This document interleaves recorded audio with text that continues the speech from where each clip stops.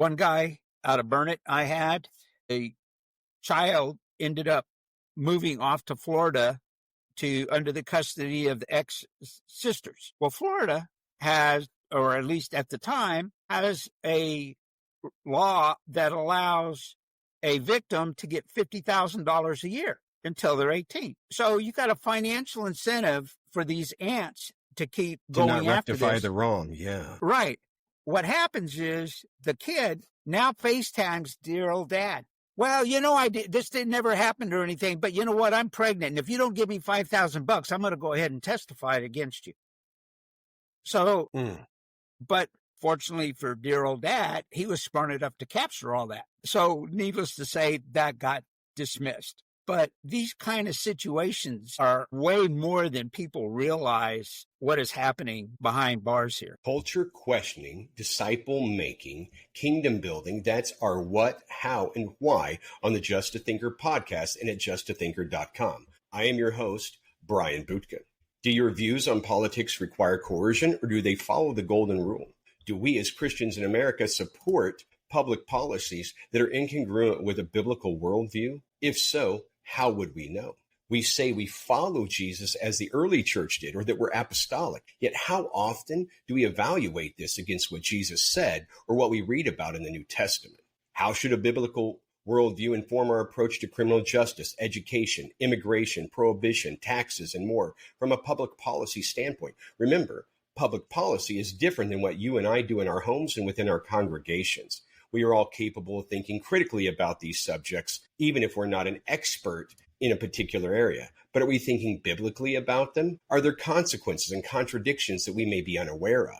If so, how do we discover them unless we discuss them? Or is it possible, as believers with a biblical worldview, that we have not fully considered our approach to these subjects in light of how Jesus handled the relevant questions of his day? Should we not at least consider the possibility that our approach is influenced more by the world's norms and ethics than by Jesus? Is it possible that what Jesus said then could still have a powerful impact upon today's politics in precisely the place where ethics meets public policy? I think so. We must, as professing followers of Jesus, keep in mind that all laws, regulations, and ordinances are enforced by the legalized use of coercion.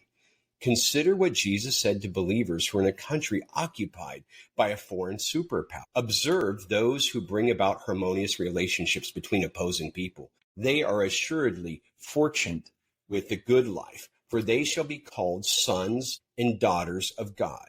The good life, the kind of blessed life, the flourishing life that everybody desires to have. Jesus said it is for the peacemakers, not the Machiavellian power colluders who are playing for all the right angles, scheming for all the advantages and securing whatever they can for themselves. No, not them, not the moral legalist either, who are so diligent to keep themselves untarnished by the messiness of life. No, not them, not the isolationist who retreats far away from conflict, nor the armed revolutionary so confident in their just cause. No, to Jesus, the good life, the blessed life, that life which flourishes belong to those who step into the messiness of all of this and attempt to bring about some harmony from the conflict. Those folks, the risk takers, they are living the good life. Will they be successful in their attempts for peace? Perhaps. That doesn't diminish their flourishing, because the flourishing is in the doing, not necessarily in the successful outcome. Those in conflict may have reasons to keep the conflict alive. Consider the foreign military officer, that Roman commander,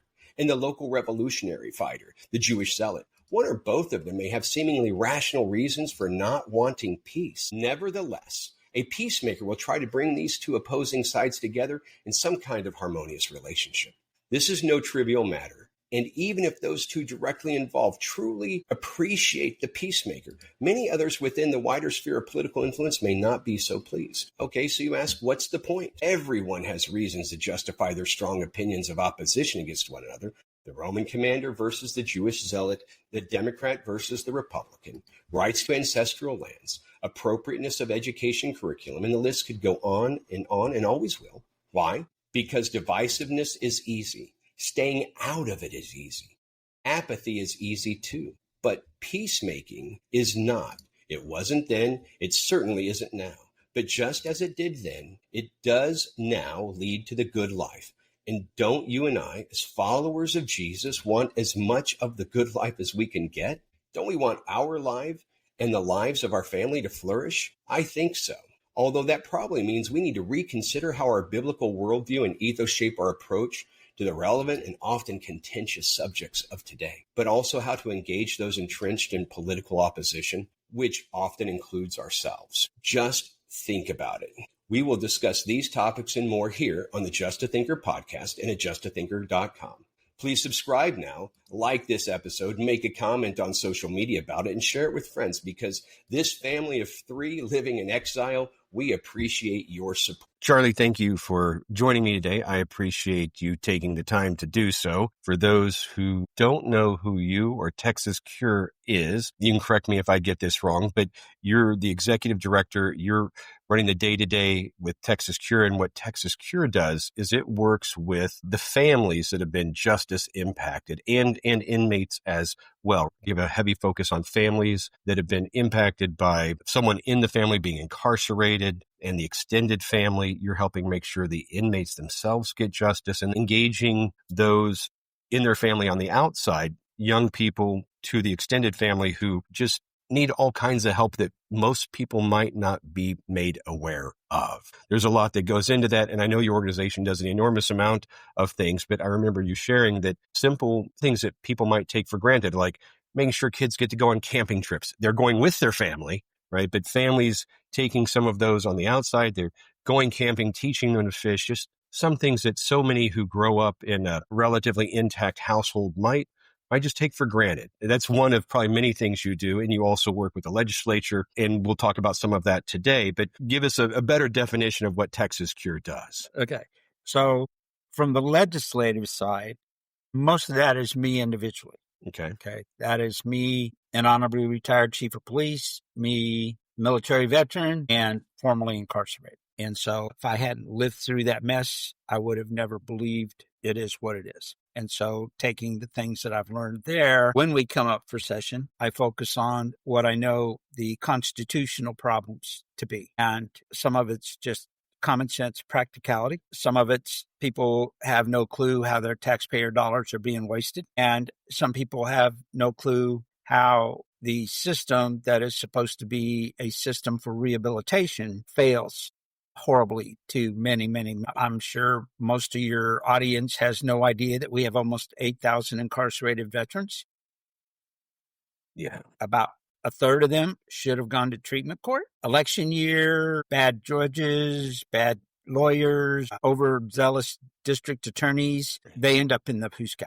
And so working to address those. We have treatment courts, but I don't feel that they're being utilized to the fullest effect. And for those who might not know, a treatment court, that would cover a wide variety of things. Maybe someone who needed maybe alcohol or drug abuse treatment or mental health issues. Is that what those Okay, so address? They call it a specialty court. Okay. And generally there's, I believe they said like 5 branches of the specialty court. You got veterans court, you got alcohol, you got drug, substance abuse, your family. So there's different aspects of the specialty court. And I believe we have 28 across the state that are in different places. And then they focus in a regional or geographic area. And right. So there are times that someone ends up in, call it regular prison, but because of what they were convicted of or accused of, would have been better suited, again, maybe in a veterans court, or if it would have sent them to a place to get better help or rehabilitation than just putting them into a regular prison, correct? Yes. As an example, I had a fellow who was a military veteran, and it used to be they didn't hold DWIs against you beyond 7 years. Now it goes all the way back to you're 18 years old. And just to pause there for a second, that's pretty important. 7 years is a pretty long time, but if you were 21 or 22 or you were 19 or, if you were in your earlier years of life, 7 years when you're 21 seems like a long time. But if I'm 50, or I'm 51 now, but if I had that same issue when I was 21 or 22, I changed my life. And then if I'm 50, goes all the way back to that 18 years old, you said. So that's something that the general voter taxpayer of Texas probably just doesn't think about how significant that change in the law that you're mentioning is. So you've got the man that was in the military, sorry I interrupted, but we've changed the law. Instead of looking back 7 years, it goes all the way back to, you said 18? Yeah. Okay. So this guy is in his upper 40s, close to your 50. And in high school, graduation, gets in trouble. Goes into college, frat party, whatever, gets in trouble. Joins the military, goes off to war, has decorations, does all this significant time frame. And he was parked on Palmer Lane at a convenience store in North Austin. The keys were in the ignition. He wasn't in the car, but had alcohol on his breath. And because of the priors, this guy got 10 years. No accident, no injuries, no nothing. But election year, Mothers Against Drunk Driving. I have the fullest understanding and belief that, yes, when we have habitual drunks, they need to be off the street. That's true. However, when you have a circumstance like this and you have special conditions and you have such a time frame, and this person was well respected in his community, very, very well-to-do job, lost everything. This guy should have gone to treatment court.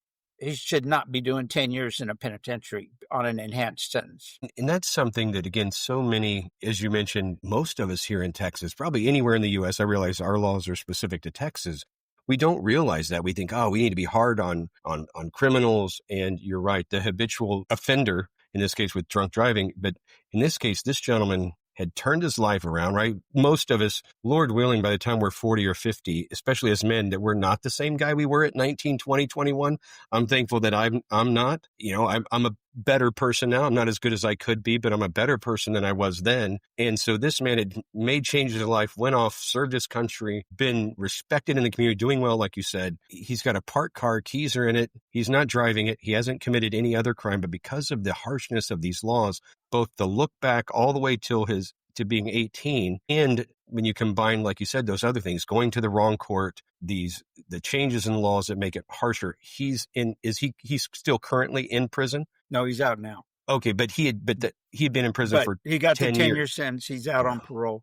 But it's still ruined his life. This guy should have gone to treatment court and then not having to do a 10-year. And of course, if he violates parole, which I doubt very seriously he will, but the stigma with the felony, all of the things that go with having the felony, the loss of all your privileges, rights, things, you don't get the right to vote. There's a lot of things you don't get, and having to rebuild your life, the family, all of the crisis that goes into it, all of the hardships that the family has to endure while you're in, all of these things, it just takes a total impact. And had he went to treatment court, how could that outcome have been different? What would have, again, for most of us, really, most people aren't aware of these different court settings or parts of the system. What would have been a potentially different outcome if he was in a treatment court? Potentially different would have been the treatment court completing all of the required court stipulated substance abuse, AA,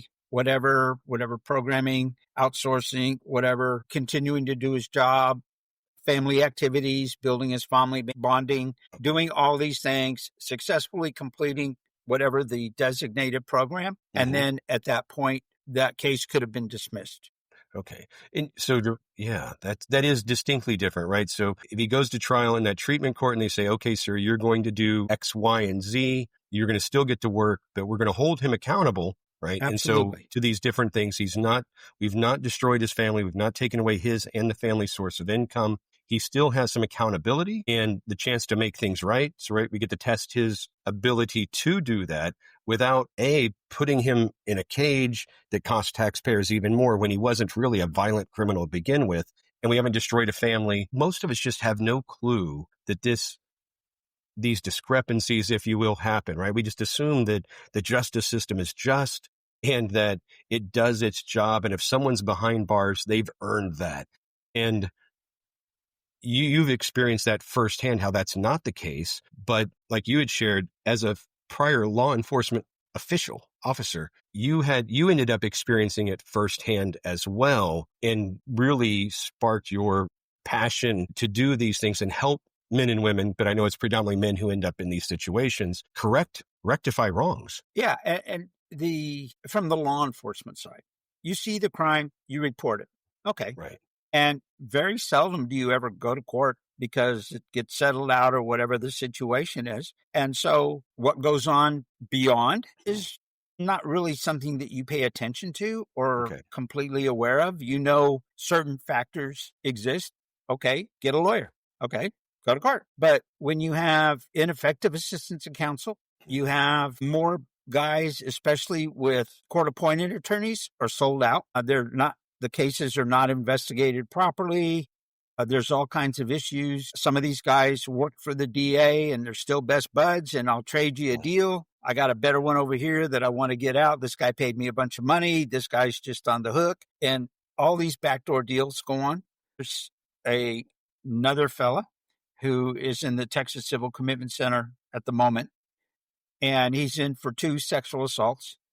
He's been in prison and the Civil Commitment Center for 37 years. Going all the way back to 2007, they found out that in one of his cases, he never touched the girl. She made official government statements. He did not touch me. It was not him. He did not rape me. You have an actual innocence. This guy is still being held, going all the way since 2007. Okay, so right now there is a filing for an actual innocence, trying to get it through. It's in Bexar County, and the court is slow. But the government has known since 2007, and here we are, 2025, and that this guy is innocent of this crime. And the other was, what do they call it, the Romeo and Juliet, where the kids were kids and consensual, and a parent got mad. But the bottom line is the law allows that if they're less than 2 years, and so that came up as well in all of this investigation. So now you have 2 situations where this guy spent 37 years in a prison that he should not be spending time in. And this is absolutely absurd that the system is the way that it is. And this isn't the only case that you have. Right. I've got experiences, say, in a family law, domestic violence case. And this happened when I was at the DIBO unit. I got exposed to a bunch of guys because they all came together because of a class action lawsuit. So they all ended up at the facility, and I was the lawyer for everybody. And so they're like, what can I do? Well, what do you mean, what can I do? Well, here's my case. So I have domestic violence with contact. Okay. But there was no contact. And here's the situation. So my wife at the time and I got into an argument. Okay. And this wasn't just one case. The names changed, but the circumstances were the same. And so it's like, okay, so I picked up a plate and I threw it, but I threw it at the wall over here. She picked up a glass and threw it, but she threw it at the wall over here. So, but we were so loud, the neighbors called the cops. Okay. Cops showed up. She's angry. They look around and they say all the stuff on the floor. Right. And she yells, he hit me. He beat me. So now the guy, he's yelling, I did not. He goes to prison. Now the guy has the family violence. We fast forward past the trial. We fast forward to 2 or 3, 4 years into incarceration. And he's like, my problem is she is out going to clubs, going to the different places, and now publicly bragging how this never occurred, that she was just pissed at me, and now I'm doing time. How do I fix this? Right. So it's like, okay, here's what you got to do. But it wasn't just one person. And so back to potentially bad lawyering, that kind of stuff. I didn't get into the meat of how it was investigated, but here's what you have to do at this stage to work to fix that injustice. And so we have a number of those guys. I have a number, which I think you might have heard this story, of grandparents raising grandkids. People love to say, here's how our company gives back. Sounds generous, right? But have you ever thought about what that really implies? Give back assumes you took something that wasn't yours. Like the government or society was the source of your success, and now you owe them. But when I mow your lawn and you pay me $50, that's not theft. That's a voluntary exchange. If you hand me $100 bill and I give back 50 in change, that's not generosity, that's just honesty. Real giving isn't repayment. If we give back to anyone, it's Jesus, because he's the source of all we have. So when your business gives in the community, don't act like you're refunding what you overcharged. Just give. Period. So maybe instead of giving back, let's just give. Follow Just a Thinker for more faith and reality checks. Yeah, this is important to tell. Yes. This one's important. So I have grandparents that are in for sexual assault on a child. The grandparents, the kids are getting a divorce. Right. Nobody cares. That's part of life.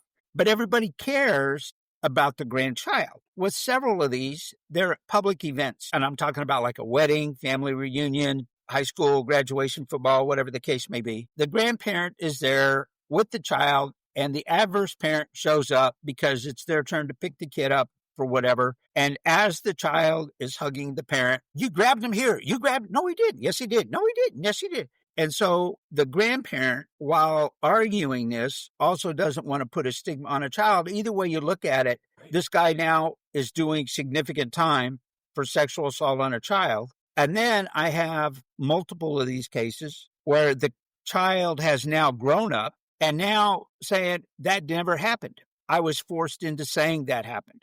And how do they work to fix that? So some of these cases were in the process of working to fix. One guy out of Burnett, I had a child ended up moving off to Florida to under the custody of the ex-sisters. Well, Florida has, or at least at the time, has a law that allows a victim to get $50,000 a year until they're 18. So you got a financial incentive for these aunts to keep going after this. To not rectify the wrong, yeah. Right.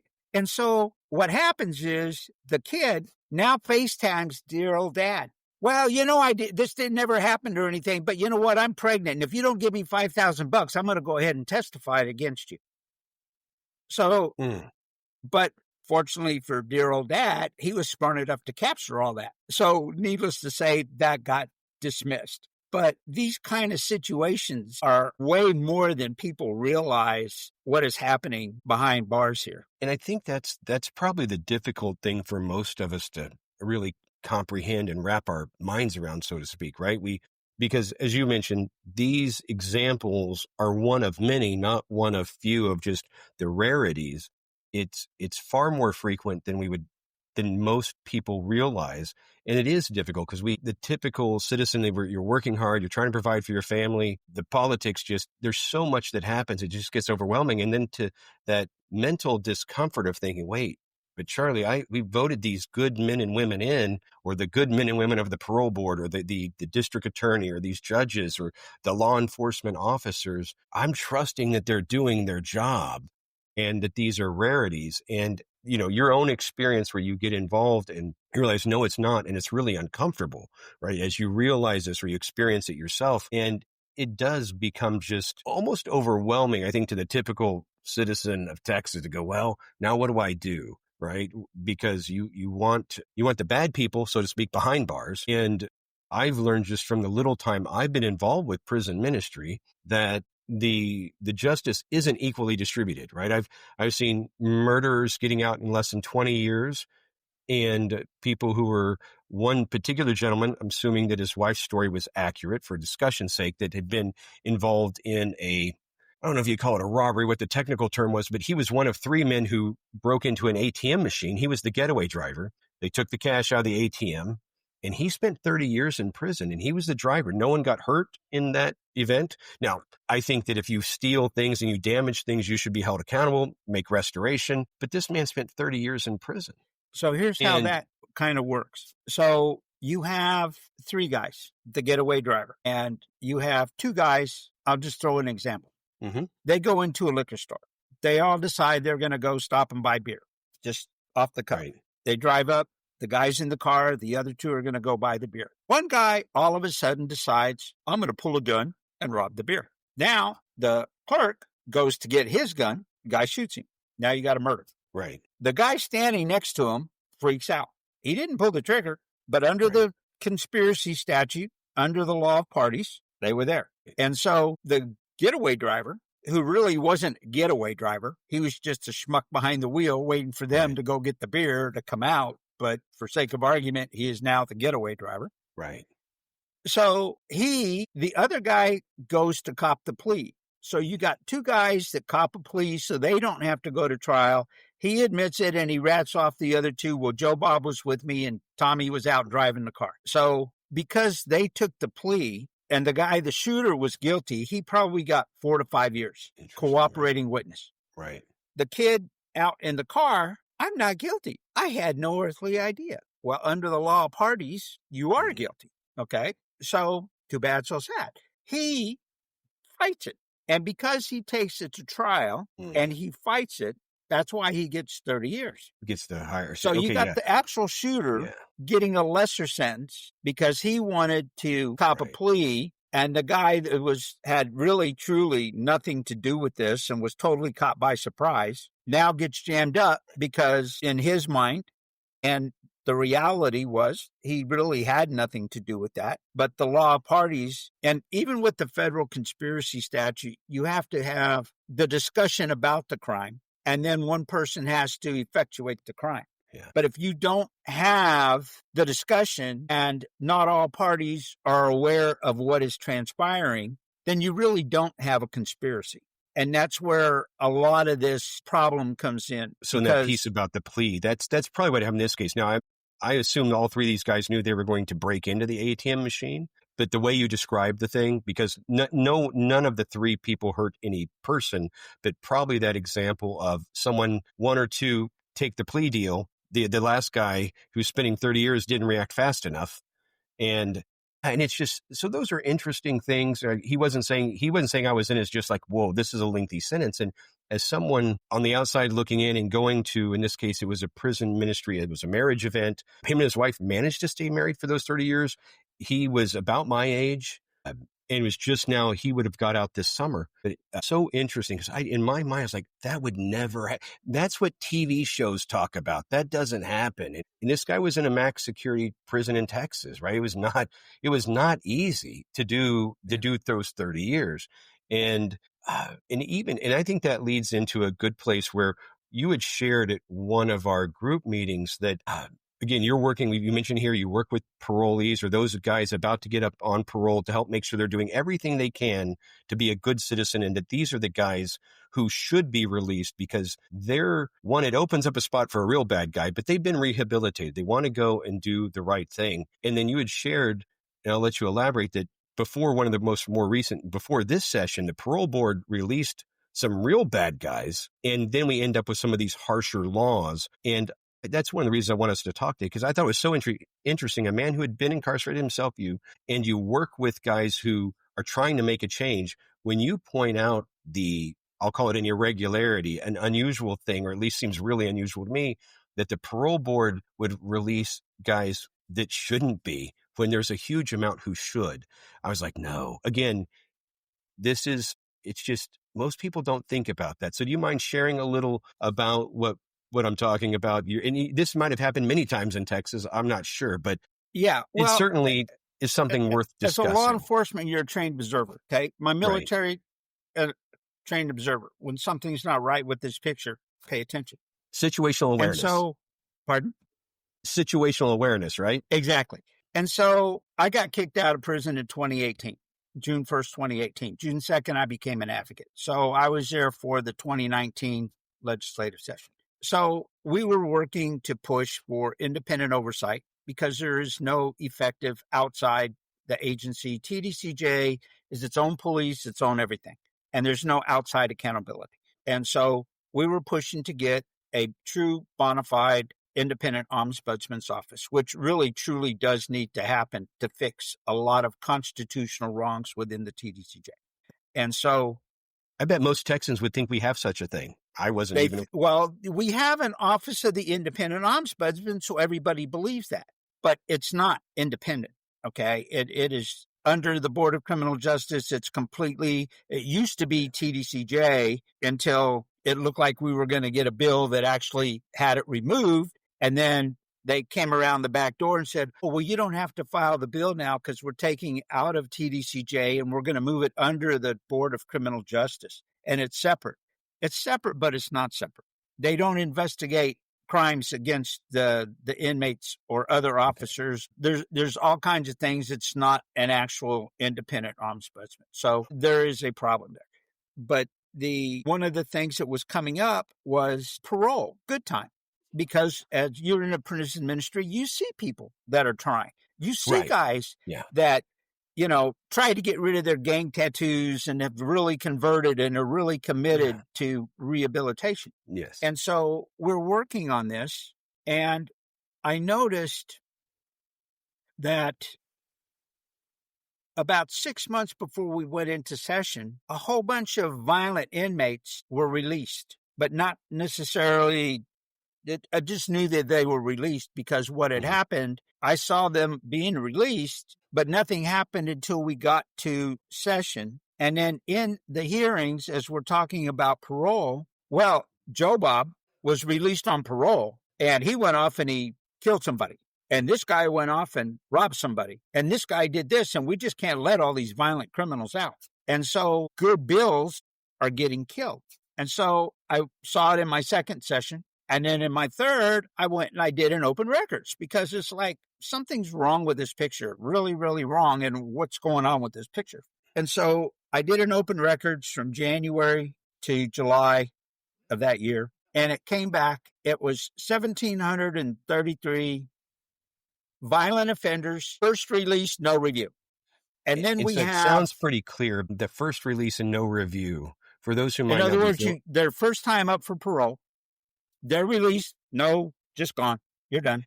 And with that, the no review does that mean that the parole board's not checking with the warden or the chaplain to say, is Joe Bob that's really how reformed? I interpret it. Yes. Okay. That's how I interpret it. Okay. There was no parole packet. There was nothing. You come up for parole. We're just letting you out. Here you go. Okay. And so the next thing we have the guy that kills the U.S. deputy marshal and the dog over in Houston. We got a guy that's a sex offender who rapes and kills a little girl. We've got all these guys now committing violent crimes. And so now, all of a sudden, all of this is now being thrown back in everybody's face. We have these murderers. We let them out. Now we have this new no bail law for all these violent people.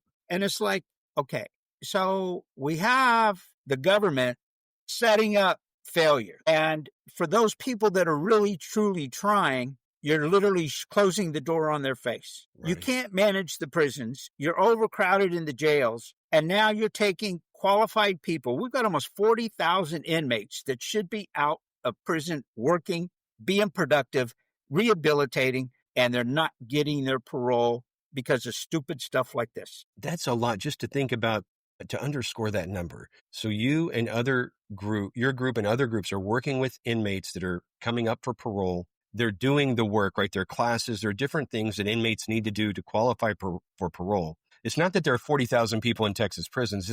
There's 40,000 people who are potentially able to be, that should be released because they've done the work.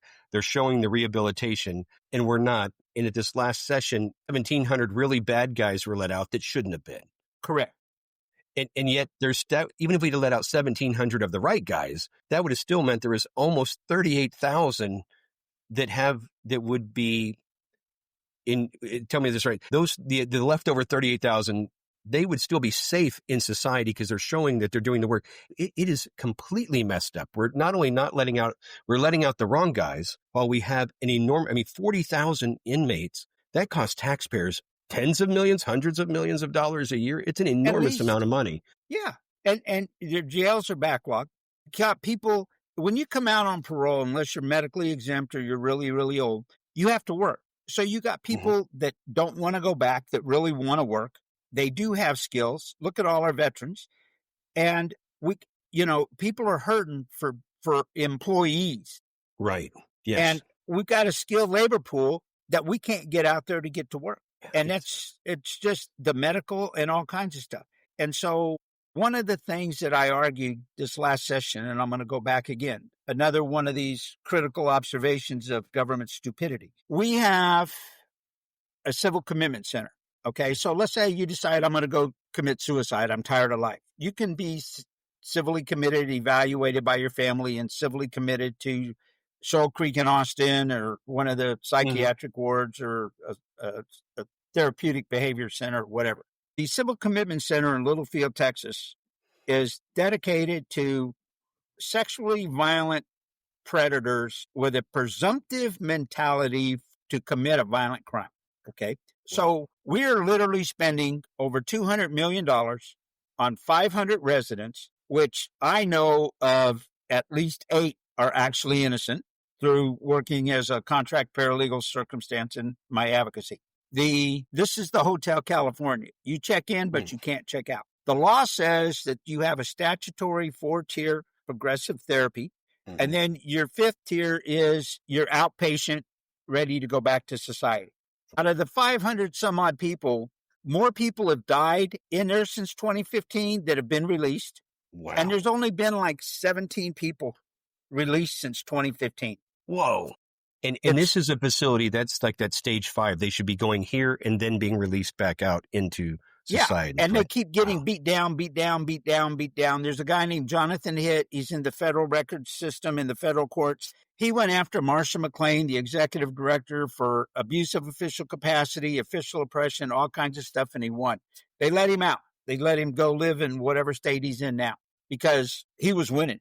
There really should have been criminal prosecution in this case. And so what I've been proposing to the state, and I'm getting a little interest here on the House side, but everybody does this on the other side. So we're spending $200 million of taxpayers' dollars on 500 residents. The Texas Tech University and University of Texas, UTMB Galveston, are the 2 state medical training facilities, 2 state universities, and they are both responsible for inmate medical, which is everything, including psychiatry, psychology, everything. Texas Tech is west of 35, UTMB's east of 35. One of the things, and going back to these violent predators that were released with no review. So we are only focusing on sexual predators for the Civil Commitment Center that have a presumptive mentality to repeat a violent crime. What we're missing are all of these guys that went and killed the dog at Lopez, the guy that escaped, all these guys. You got guys in there that have been in prison 9, 8, 9, 10, whatever amount of times, aggravated robbery, murder, multiple murders, aggravated assault with a deadly weapon, aggravated. The state has, it looks good on paper because we have a therapy program, but you got a guy that's been down 20 some odd years, 9 different times, all aggravated cases. And only in the last year, he gets to go to this little 6-month class that is this therapy class because he's now going to be rehabilitated. Right. How stupid is that? So I have proposed, and I will continue to propose, and I hope the public that hears this really listens to this. That $200 million that we're spending on a for-profit private corporation for 500 people of taxpayers' dollars needs to be better spent to disband that unit. All of those guys that are there need to be independently reevaluated, and every one of them that is qualified needs to go to their respective counties. Every county has a behavioral therapy facility, and all of those have secure areas. They need to go there, and those that make the level 5 tier, the outpatient, and can get back to society need to get back to society. When you go into TDCJ, they already know your criminal history. That's how you get classified. They already know you're a repeat violent offender. As soon as you clear classification and you are designated as a presumptive repeat violent offender, at that point, the statutory 4-tier therapy process needs to be implemented. Texas Tech and UTMB, through their psychiatry, psychology departments, at that point, need to begin the behavioral therapy for these people. By the time they come up for parole or discharge, they should have successfully completed the 4 tiers. Right.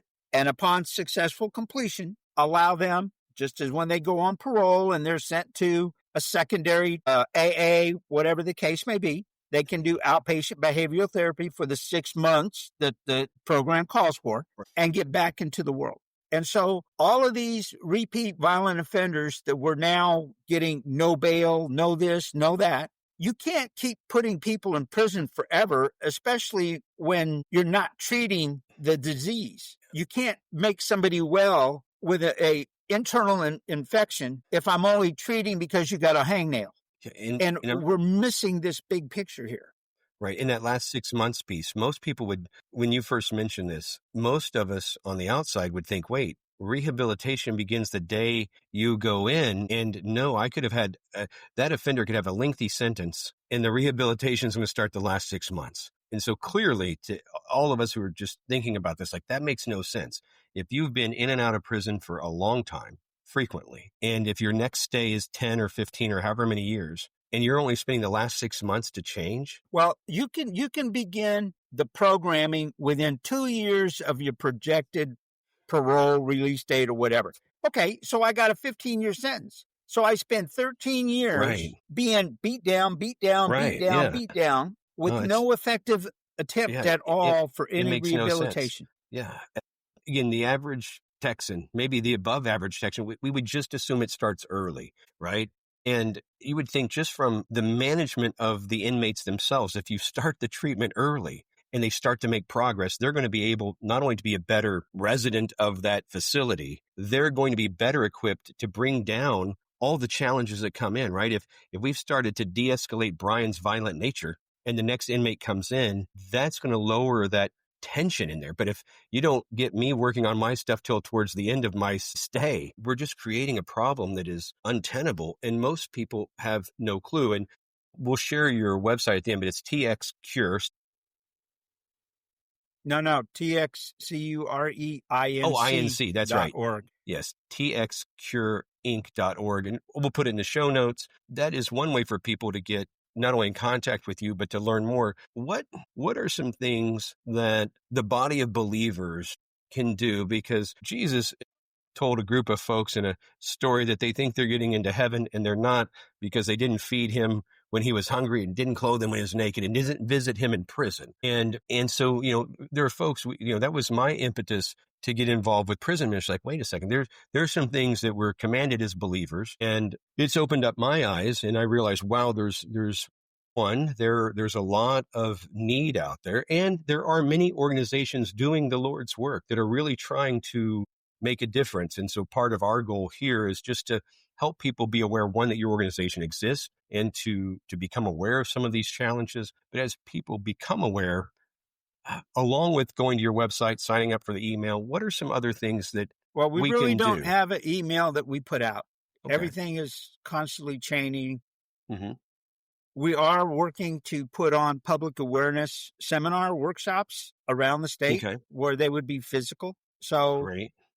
If we have one on our events page, we'll have it posted when and where we're going to be putting them on. I think we're going to look at Austin, Corpus, and maybe one up and around the Fort Worth, Bay Area, possibly after the first of the year. Those will be like our first ones, and we'll be working our way around the state. So, and part of the problem is things are fluid so much. Mm-hmm. So we just don't put out an email publication at this point. But the best thing people can do, and see, here's something else about the legislature that I learned and that people really need to understand. You're the elected representative for South Austin. Mm-hmm. Okay. The most that you really can do are for your constituents. And so something that's going on outside of your area, you refer to another legislator or whoever. But let's say, for sake of argument, you are now on the corrections committee.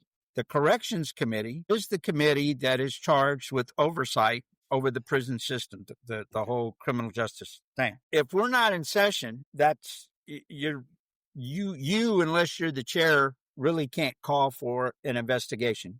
You can make some inquiries, but the lessons that I've learned out of when we have 9 people on the committee, we may have 2 or 3 that actually care. One of the chiefs of staff to one of the people on the legislature, when I was down there this last session, made the comment to me, I don't care, they're convicted felons. Mm. So how do you get anywhere when somebody says, I don't care, they're convicted felons? It does not matter that we have a constitutional problem. It doesn't matter that we have an actual aggravated assault by an officer on an inmate.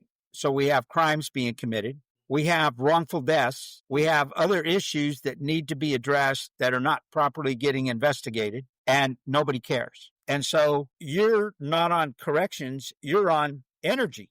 But my son or my husband, I'm your constituent, has just got beat up by a bunch of Nigerian guards. They got body cameras, but they're refusing to hold the evidence. Well, okay, All I can do is make a request to somebody on there that one of my constituents came to me and said, but because you're not on corrections, you really can't do much. That's what. So if for the voter, the average citizen that's impacted by this, they have to become really, sounds like, an expert in all the nuances of our Texas politics, right? Because I have to find my representative and then probably coordinate enough other people in different areas to find the right person on the right committee, so that the people who can elect the person who's on the right committee come in and give that person, him or her, the pressure to do the right thing. Because even the people who are elected to do this, them and their staff, may not care because, well, if you're in prison, you're clearly a criminal and you deserve it.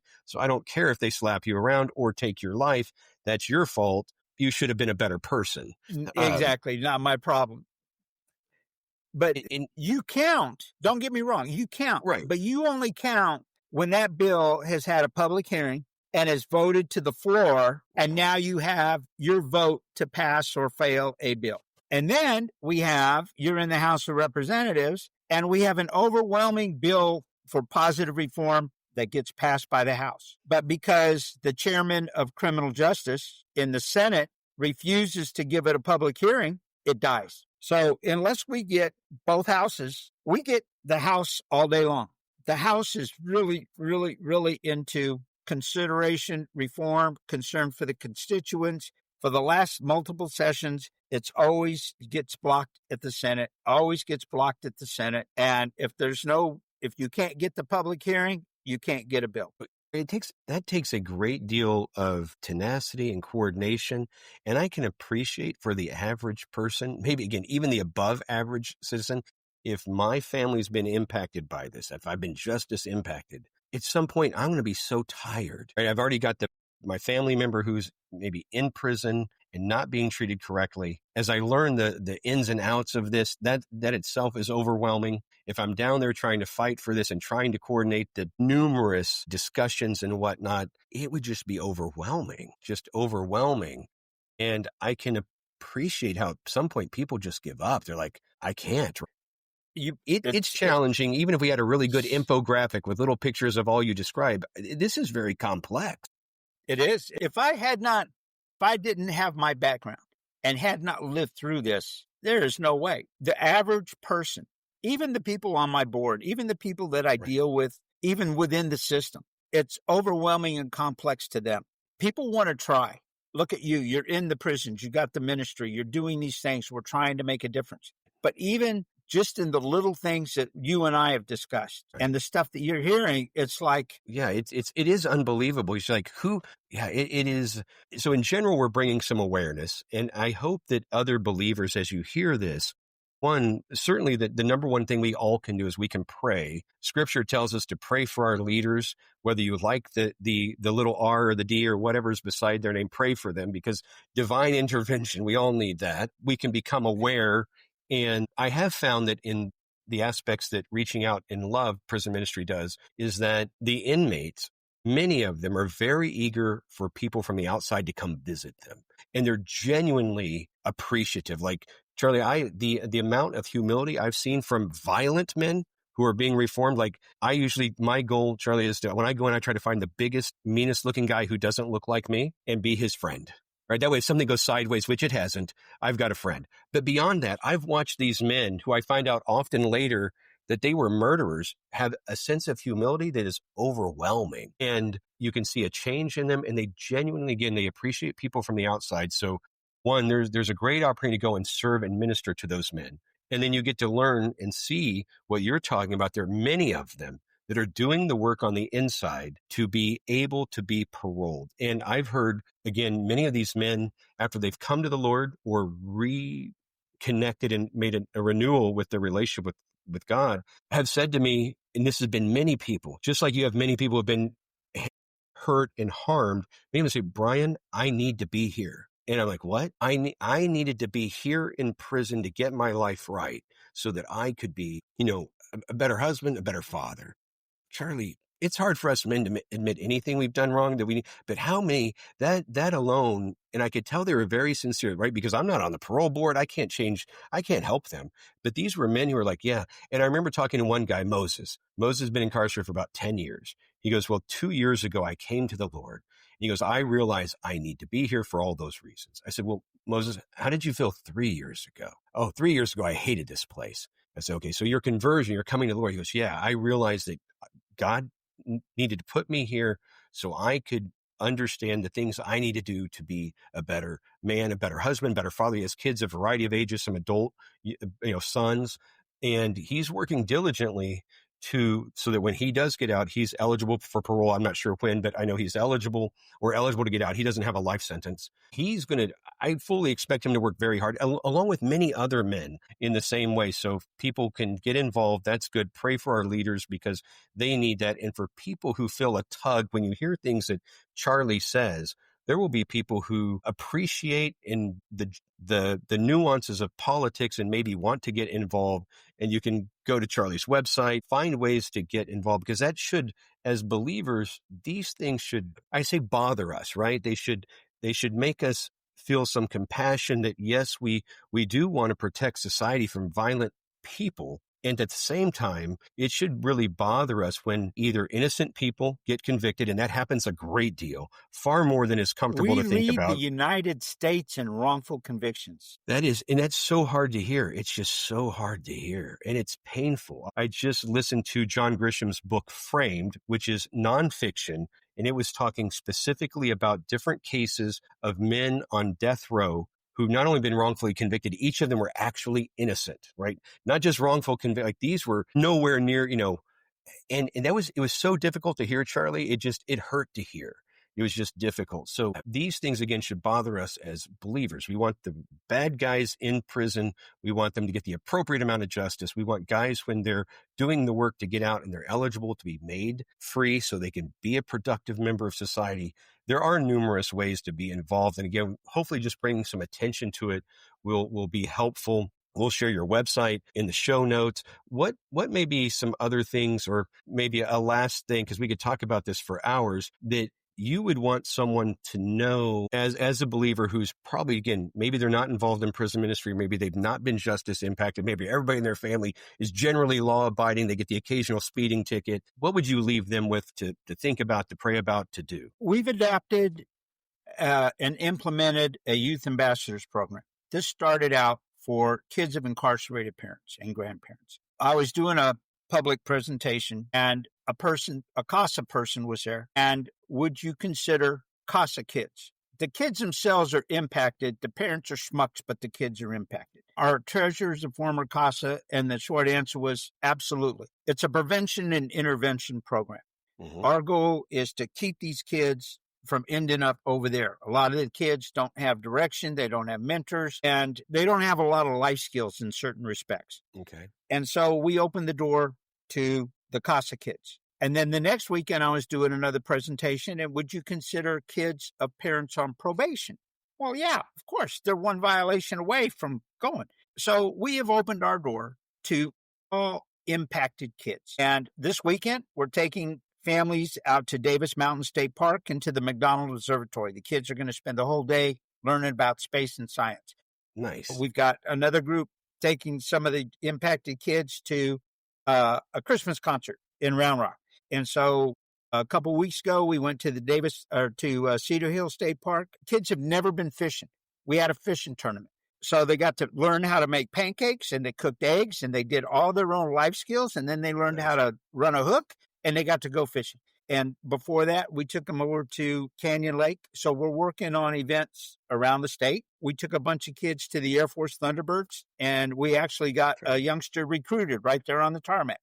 Nice. So opportunities that would not be presented to these kids. We've got some adult volunteers and mentors. We've got a veterans team to go into the prisons and to the jail to work with the veterans. So we've got different things that we do. A lot of that's on our website. We work strictly on gifts, grants, and donations. And so if you can't get into the prison, help us support the families of those that are in, and especially the kids. Take all the help we can get. Well, that's fantastic. So that youth ambassador program, yeah. So we'll put that in show notes, and then so folks, right? There's a variety of ways. One, you can donate, which is pray first, donate some dollars, and then depending on someone's level of comfort, because it took me a long time. I'm 51. I was 50 before I went into prison for a first time as a volunteer, just out of fear, and I realized that Reaching Out in Love has been doing this for like 30 years, and in their experience, they've never had issues, and so. But even for those who are hesitant to go into a prison to volunteer, you could volunteer as an adult support for the Youth Ambassador Program. And as Charlie mentioned, when they're taking families, when they're taking these kids, they're involving the family. So it's Yeah, we're pretty not light. babysitters. Right. You're not right. You're not, if someone's an adult volunteer, they're not now responsible for young kids. They're going to be there with the children and their parents, or parent caregivers. So if you love fishing and you're a patient person and you want to teach young people and adults to fish, that can be a real opportunity. You can turn your passion into a ministry. Absolutely. Yes. If you're a veteran and you want to help some of these guys, we've got a veterans team. We're looking for veterans. So a lot of educators, that want to give back and do different things. So we have all of these opportunities that are there. As far as don't be afraid to go into a prison, like where we met through Travis County. Yes. A jail is really a really good first place to start. Take a little tour, go in, go see. And if you survived, okay, it's like walking the first time, you put one foot in front of the other. Yes. And it's like now you're comfortable to go in. You've met some really interesting people. And, they've got the Travis County State Jail. There's others around the area. And then if there's the prison ministry. So you're not just walking into the segregation section with a bunch of, psychotic mass murderers hiding behind a locked door waiting for you.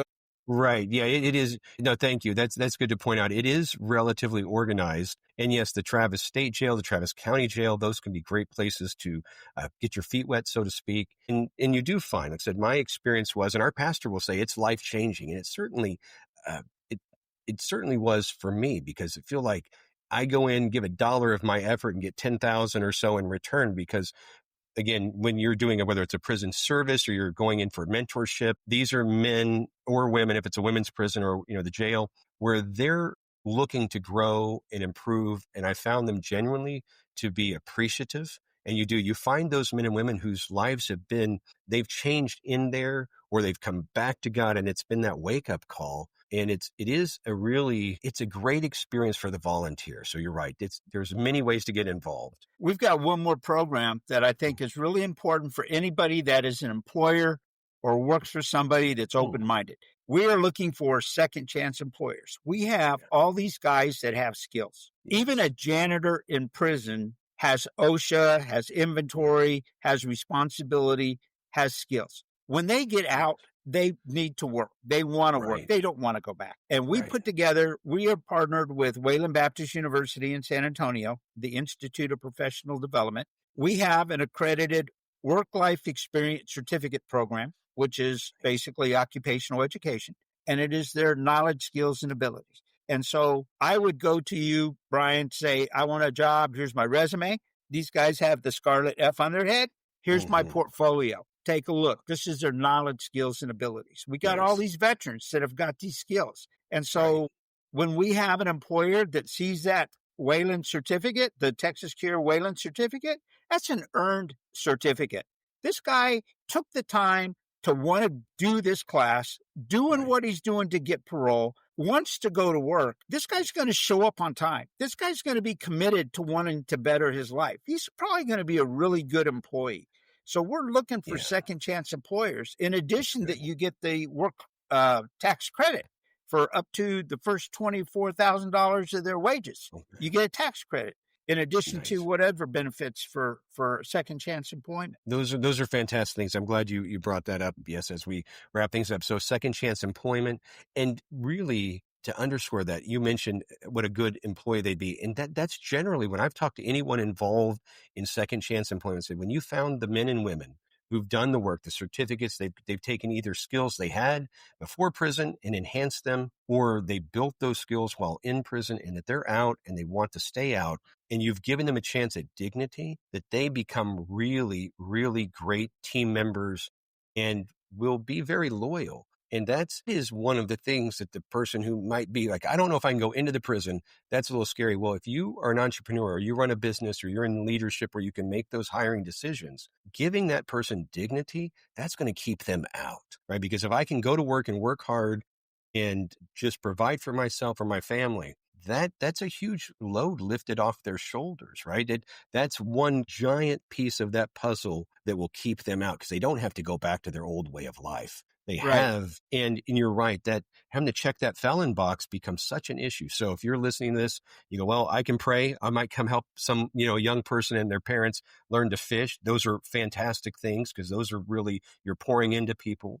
But if you're an entrepreneur or you're in leadership in a business and you can make hiring decisions, there's a lot of people who are potential team members that have great skills that want to put them to use. And then you can work with people like Charlie and other people in other organizations that will help you vet these men and women so that you find really great people who are committed. And that's super valuable. Well, I appreciate the time, and it goes by so quickly. We could talk about it for many more hours, and I hope again to bring some more exposure to what you're doing. I appreciate it. I appreciate the work you're doing. And again, this will be one more way to make some awareness of what's going on out there. So people, you can pray, you can donate, and there are a variety of other ways you can get involved. So if anybody's got a 16-foot dual axle trailer that they would like to give to the kids for all these excursions, we're looking for an enclosed 16-foot trailer. Okay, so you need an enclosed 16-foot trailer. That can be a great opportunity for someone to do some donating, maybe help some advertising or something,